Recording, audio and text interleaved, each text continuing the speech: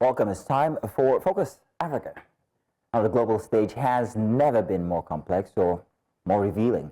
The recent G20 Summit brought together the world's most powerful economies to tackle global challenges, from economic instability to geopolitical tensions sparked by conflicts like the war in Ukraine, for instance. But for Africa, there's a bigger story beneath the surface. While the African Union secured a historic permanent seat at the G20 table, marking a significant diplomatic victory, the spotlight shifted uncomfortably towards South Africa. The snub from the United States, the country once considered a key ally, raises tough questions about shifting alliance and power dynamics. Is this merely diplomatic posturing in the face of growing U.S.-China rivalry, or does it reflect deeper concerns over South Africa's geopolitical stance, particularly its relationships with Russia and China? And more importantly, what does this mean for Africa's position in the evolving global order? And so joining us to unpack these questions is Munjodzi Mutandiri. He is the Programs Advisor at the Southern African Liaison Office.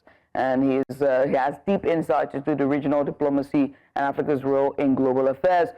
Munjodzi, many thanks for joining us. We appreciate you for doing this with us. I mean, let's just get started with this biggest headline, the perceived U.S. snub of South Africa at the G20. How significant was this move? Is it, would you say, diplomatic? And what message does this send for the rest of the African continent and to the G20? Thank you so much for having us on your program, and good morning to your viewers. We think that it is really a very difficult time for the globe, because the challenges we are facing indeed require the rest of the world to put its heads together and say, how do we address the challenges we are facing in this 21st century, ranging from conflict, ranging from climate change, developmental issues, inequality gaps deepening and widening very fast. And it is indeed unfortunate that at this particular point in time, the United States has chosen to step out of the G20 meetings or refuse to participate in G20 meetings because we think that an inconsistent United States is better on the table than an absent United States. That is at the very minimum. We think that the United States has to be part of the global discussions to address the challenges, not least because most of them are as a result of their actions themselves, but also because the solutions for the future will need everyone. So the impact in terms of diplomatic relations with South Africa are quite, the repercussions will be huge if the gap is not bridged and South Africa and Washington don't find each other. We see from South Africa all efforts in terms of diplomatic efforts and maturity to engage with the regime of President Trump. And we want to believe that cool heads will prevail and the United States will come back on the discussion table, because remember, the United States will take over the presidents of the G20 next year. So it would be unfortunate if they take over the G20 presidents having absconded from the previous or the meetings of the previous year. But we want to think that there should be some rationale to what they are doing, and that people should be able to find each other in South Africa, and indeed the United States will normalize their diplomatic relations. Thank you. Munjodzi, you paint a very grim picture with the United States taking over presidency of the G20 next. That's scary. But let's talk about the Trump presidency and how it affects Africa, especially in this case, the G20 and South Africa. Very interesting times. Trump is friends with some of the most notable names in the world. Vladimir Putin comes to mind. He's also friends with, who else? Oh, his new best friend is Elon Musk. Noting that, why do you think this snub is coming now? Noting the names I just mentioned. I think that to start with, if we take a closer look at Trump's presidents in the first term, his first term of office, it was very clear that he has very little regard for Africa.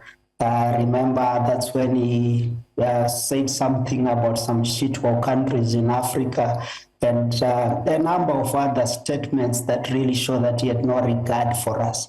We think that it is not surprising in terms of the stance that he has taken at the moment. It is something that we expected, of course, not as fast and as furious as he is moving in terms of implementing what he sought to say he represents. Clearly, Elon seemed to have a very problem relation with South Africa, his country of birth. And we think that there could be more, something that could be even very personal about how he sees South Africa. Munjodzi, there's also the talk of Trump's interest in white South Africa and the fact that he is perhaps being empathetic toward their cry or their call-outs, where they have noted that they're having their lands being taken away from them. Of course, you can't talk about this without history in place. Why they have these lands in the first place. But it would seem that there's no consideration to that. There's that. There's also the relationship between America and also Russia. Russia can't be in the G20. So does that tie up a few loose ends in why the snub is happening now? So to be fair, as a starting point, most of the rhetoric that we are picking from Washington around the land reform issues in South Africa have not been corroborated by any evidence.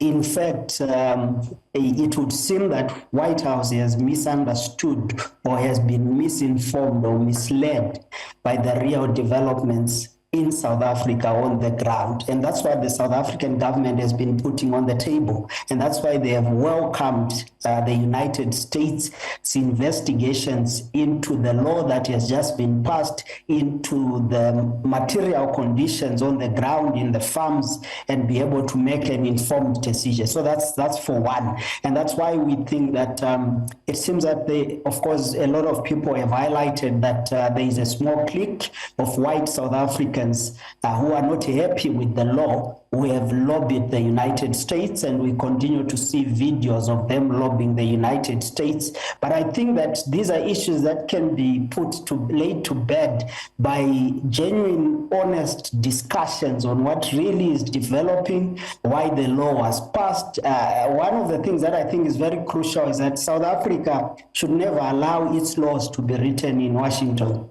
It shouldn't. No other country, Nigeria, Kenya, Zimbabwe, any other country you think of should not allow its laws to be written in Washington. And the leaders of this country, its institutions like Parliament, should be able to craft laws according to the dictates of the material conditions of their people. And I think that's what South Africa has been pushing for.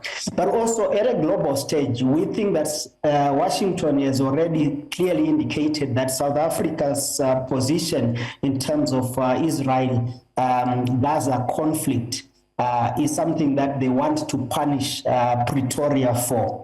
And again, we think that the respect for international law, a spirit that harnesses multilateralism in terms of solving the world's problems, is what is really important at this particular point in time. And the United States, in my opinion, has to understand that coming to the table, genuinely discussing where others are coming from is important in finding lasting solutions. Otherwise, you plant seeds for future conflicts if you want to bully others into submission and do as you please. We think the G20 in itself is really a huge platform for the G20 to address some of the challenges we are facing, but link it also with what other intergovernmental forums like the United Nations, the G77, the BRICS nations are discussing. All these discussions have to find a common thread and find each other at some point. That's why I'm saying that we believe that the United States has to look at solving problems with others, not by dictating to others what needs to happen. We want a world order where the rule of law, international law in particular, is respected and is given a chance. People talk to each other as mature adults and not to force others because they have made a decision you disagree with. All right.